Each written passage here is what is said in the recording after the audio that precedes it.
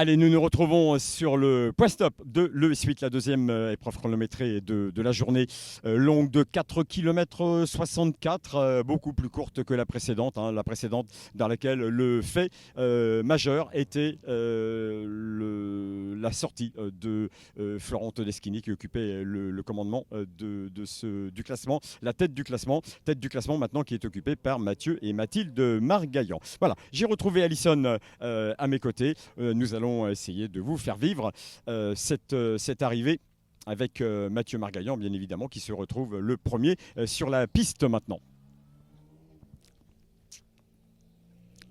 Voilà. Nous nous trouvons dans la zone de retrait des casques.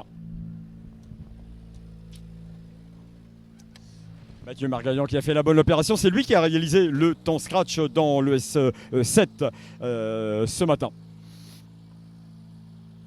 On enlève les gants, on enlève le casque. Bon Mathieu, satisfait de cette petite ES là, inférieure à 5 km? Ouais, c'est là où tu fais des grosses erreurs. On a failli s'y mettre dans une spéciale, enfin dans un virage là-bas où je sais pas si on a mal noté ou elle était en retard. Mais ouais. Alors, on va arrêter de rouler, on a de l'avance. Ouais, c'est pas le moment, effectivement. Ouais, c'est ça, on va faire les cons là. Très bien. Voilà, maintenant, on serait tenté de dire qu'avec l'écart sur Jean-Baptiste Franceschi, qui est de 1,37 maintenant après le S7, un écart qui lui permet de pouvoir gérer jusqu'à la fin du rallye. C'est pas le moment de commettre une erreur. Avec effectivement l'arrière gauche qui a touché là. Allez.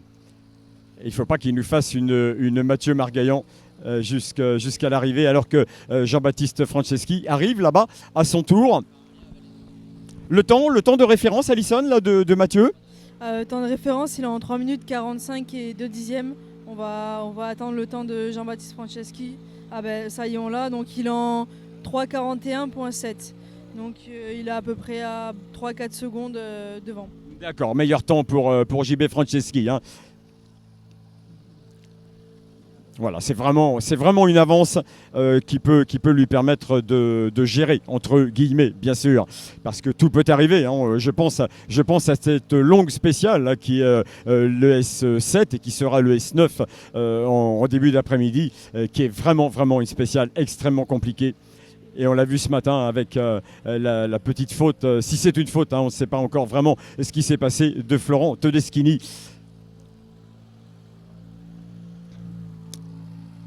Allez, Jean-Baptiste Franceschi et Lucie Beau.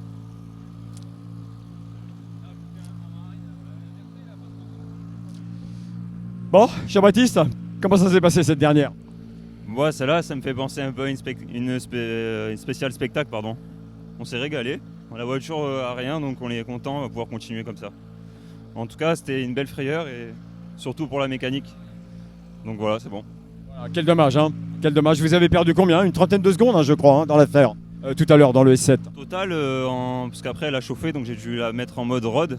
Et on perd 1 minute et quelques. Mais malgré tout, on est toujours deuxième, donc c'est bien, c'est pour le championnat. Voilà, tout à fait. Dans l'optique du championnat, ce n'est pas forcément une mauvaise affaire si toutefois le rallye devait s'arrêter là. Mais bon, il y a encore 25 km, un petit peu moins de 25 km de chrono cet après-midi. Et toujours cette spéciale des Eloniares, comme nous a dit Doumé, de cette façon qu'il faut la nommer. Allez, le prochain arrivé sera Jean-Paul Villa. Jean-Paul Villa qui arrive à son tour et qui se retrouve actuellement sur la 3e marche du podium provisoire. C'est vraiment la surprise, la révélation de ce Terre d'Aléria jusqu'à maintenant. Le Corse Jean-Paul Villa qui est en train de réussir un parcours parfait. De même que Stéphane Milanini d'ailleurs, on peut le joindre à cette belle performance puisque on les retrouve tous les deux. On les retrouve tous les deux dans le top 5. Jean-Paul Villa en 3e position et Stéphane Milanini en 5e position. Et Jean-Paul Villa qui fait encore un super temps à 5 secondes du temps scratch. Donc il fait vraiment un beau rallye ce week-end. Eh bien oui, complètement. Complètement. Il réalise le deuxième chrono alors derrière celui de JB. Non, le troisième. Troisième, d'accord. Voilà. Allez, nous allons aller à sa rencontre. Jean-Paul Villa avec Doumé Corvi à ses côtés.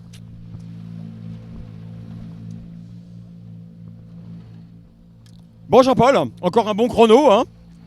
Oui, celui-là, ouais, j'ai fait, c'est pas mal. Maintenant vous êtes sur le podium, l'objectif est d'y rester bien sûr. Oui, déjà ce matin on a pris un rythme prudent, comme j'étais dans un faux rythme, mais j'étais aussi prudent, donc là, maintenant on regarde un peu derrière, mais on y va tranquillo. Très bien, belle opération en tout cas, hein.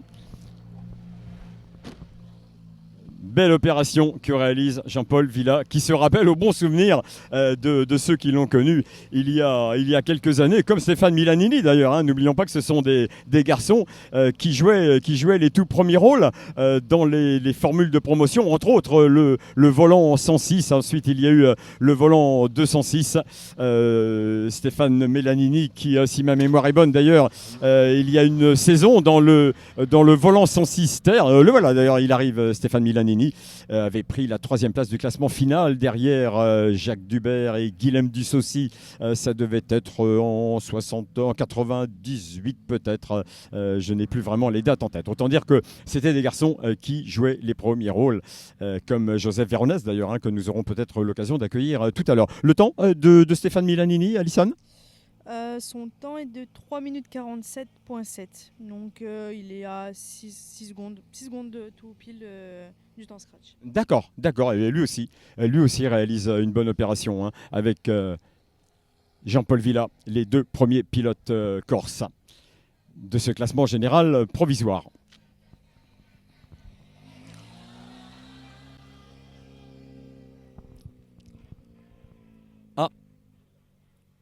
Bon, ils ne se sont pas arrêtés. Voilà, ils rentrent en assistance casquée. Alors, il faut dire qu'il y a juste la route à traverser. Nous sommes tout près du parc d'assistance là. Bon, Alison, vous avez suivi ce qui s'est passé là dans le S7 là. Faites-nous un petit bilan, une petite analyse de ce qui se passe depuis le début de cette matinée. Oui, on savait que de toute façon que la spéciale de 20 km allait être très compliquée pour tout le monde.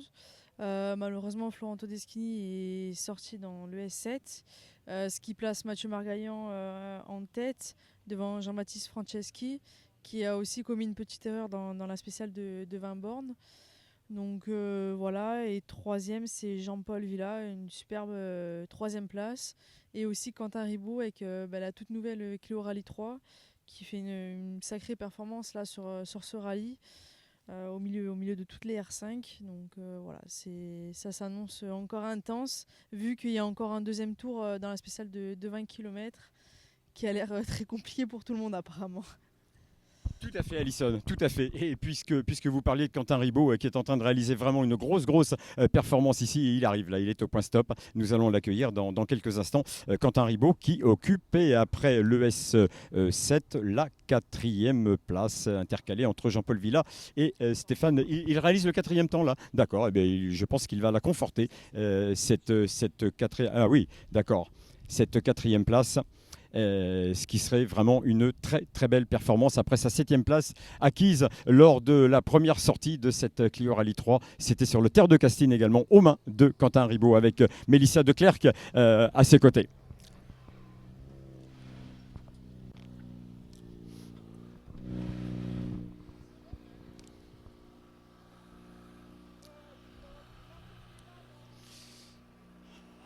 Oui, vous avez emporté un petit peu de végétation, Quentin. Bon, 4e temps dans cette spéciale. Dites-nous comment vous l'avez vécu, là, cette dernière petite spéciale. Ouais, forcément, plus facile. Elle est vraiment sympa par contre à faire. Donc pour nous, dans l'ensemble, une boucle assez positive. La première était quand même compliquée, on manquait un peu de grip. Je pense que les pneus, c'était pas forcément le bon choix, mais bon, on est là et on est content, quoi. Vous avez toutes les bonnes raisons. Est-ce que vous êtes conscient là que vous êtes en train de jouer avec les meilleurs là vraiment, hein, avec cette 4e place actuellement au classement provisoire. Vous allez tout faire pour la conserver, cette 4e place. Là, vous avez regardé un peu derrière ce qui se passe. Oui, forcément, on regarde un petit peu. Bon, il y en a un ou deux, je pense, qui vont nous repasser à la régulière. Je pense qu'après, c'est une rallye 3, donc même si on est au maximum, malheureusement, on ne peut pas non plus être toujours devant tout le monde. Mais c'est vrai qu'être à cette place-là au général, c'est un peu une surprise. Et voilà, ça montre que la voiture est vraiment top. Et nous, on s'éclate avec, donc c'est top, quoi. Voilà, ça fait bien plaisir à tout le monde. Quentin Ribaud, on vous apprécie depuis de nombreuses années. C'est une belle récompense, c'est une confirmation que de le retrouver là à une très bonne place sur une discipline qui est devenue sa discipline de prédilection maintenant. Hein. Quentin Ribaud était un pilote asphalte et à partir du moment où il a goûté à la terre, eh bien, il s'est senti parfaitement à l'aise et aujourd'hui, il fait vraiment partie des hommes forts de ce championnat de France des rallyes sur terre avec cette toute nouvelle Clio Rallye 3 qui confirme également tout le bien qu'on pouvait espérer d'elle. On avait suivi un petit peu l'évolution, l'étude, les essais et ça ne fait que confirmer que c'est une excellente voiture dans cette classe Rallye 3. Voilà. Charles Master, il avait réalisé un bon chrono tout à l'heure dans le S7. Alison, qu'est-ce qu'il nous fait comme chrono là, Charles? Il fait le 5e temps, donc du coup derrière Quentin Ribaud à 3 dixièmes. Et donc on le retrouve pareil à 5 secondes et des poussières du temps scratch qui a été réalisé par Jean-Baptiste Franceschi en 3:41.7. D'accord, merci. Allez, on va aller lui demander comment ça s'est passé. Bon Charles, satisfait de cette dernière spéciale et globalement satisfait de ce début de rallye? Oui, surtout satisfait de la spéciale d'avant qui était très particulière et nouvelle pour tout le monde. C'est une des plus belles spéciales que j'ai fait dans ma vie et en termes de temps c'était pas mal non plus. On a quand même un grand écart mais ça va. Ici c'est tout petit mais c'est amusant et en fait c'est quand même assez piégeux. On va essayer de faire pareil la prochaine boucle et ça ira bien. Très bien, on vous attend, on attendra votre chrono sur cette spéciale des Lunares. Benjamin Clémenceau qui avait réalisé un très bon temps tout à l'heure. Il avait réalisé le deuxième chrono, si je ne me trompe, dans le S7. Benjamin Clémenceau qui, je le rappelle, si vous venez de nous rejoindre, a perdu beaucoup de temps hier en fin d'après-midi, en fin de première étape, avec un problème mécanique. Qui l'a relégué ce matin en 8e position. Il y a quelques places à remonter tout à l'heure. Hein. Nous en discutions avec Stéphane Sarrazin, le team manager. Il réalise le deuxième temps, Alison. D'accord, merci. Voilà, il confirme. Hein. À 1 seconde seulement. Bien.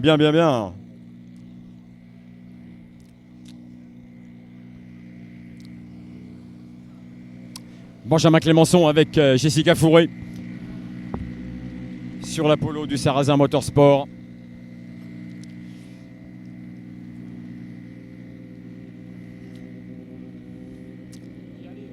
Ça fait du bien Benjamin hein, quand on retire le casque et la cagoule. Hein.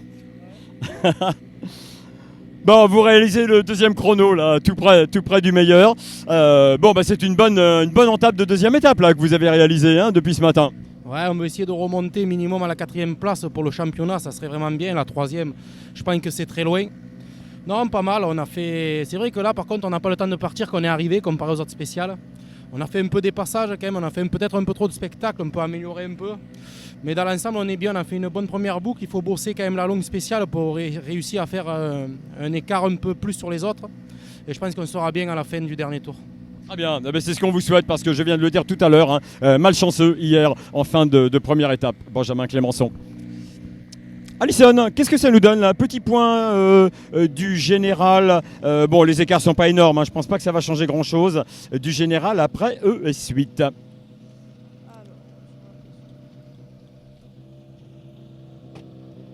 Donc au général après le S8, donc Mathieu Margaillan est en tête. On retrouve Jean-Baptiste Franceschi en 2e position à 1 minute 34. 3e, Jean-Paul Villa a une super place en 2 minutes 06 de la tête. Quentin Ribaud en 4e position à 2 minutes 57. Stéphane Milanini en 3 minutes 12 à la 5e position. Bien, merci. Effectivement, hein, elle est beaucoup trop courte, cette spéciale, et beaucoup moins technique que le S7 pour créer des écarts. De toute façon, ce matin, après les reconnaissances, tous les pilotes qui jouent devant... Ah, Florian Bernardi. Tout à l'heure, j'ai dit que c'était Benjamin Clémenceau qui avait réalisé le deuxième temps. Non, c'était Florian Bernardi qui avait réalisé le deuxième temps.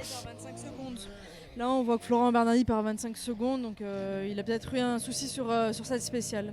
D'accord, oui, je vois l'arrière de la C3 qui s'est un peu décroché, le pare-choc arrière. Florian Bernardi, on le sait, ne joue plus pour les places de devant avec le temps considérable qu'il a perdu hier. Mais l'intérêt pour lui était de réaliser de bons chronos. Voilà, effectivement, ça a tapé un peu sur l'arrière gauche. Florian, qu'est-ce qui s'est passé? Pas trop grave?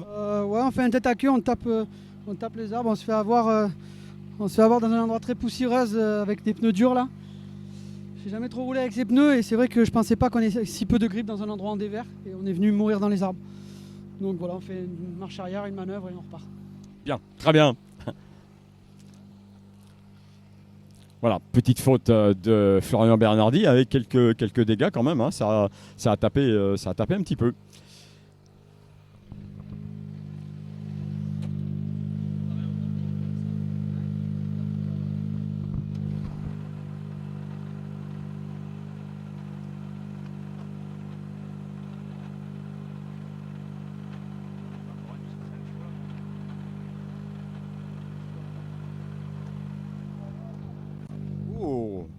Le garçon qui arrive, c'est Jean-Paul Tichadou. Et apparemment, il réalise un excellent temps. Vous me confirmez, Alison? Oui, il fait le 4e temps de la spéciale en 3:45.4 à 4 secondes du scratch. Donc oui, c'est un super temps dans cette spéciale. D'accord.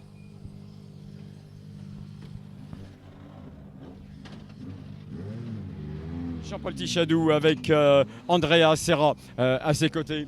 Allez, nous allons aller à sa rencontre.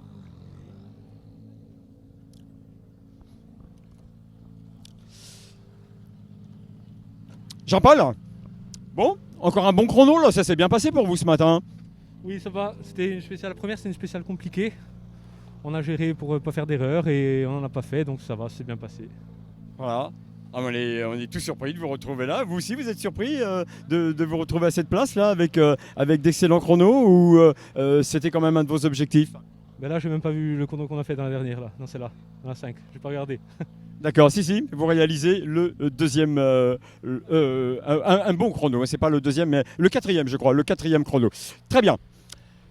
Nous cessons ce live ici. Nous vous retrouvons cet après-midi dans l'avant-dernière épreuve chronométrée, la fameuse spéciale de 19,1 qui va être roulée pour la deuxième fois, avec peut-être encore quelques surprises. Mais bon, là, ce matin, ça a vraiment frappé très très fort, avec un classement qui est en train de se figer quand même avec des gros écarts. On s'y attendait. Rendez-vous en début d'après-midi sur le point stop de le S9.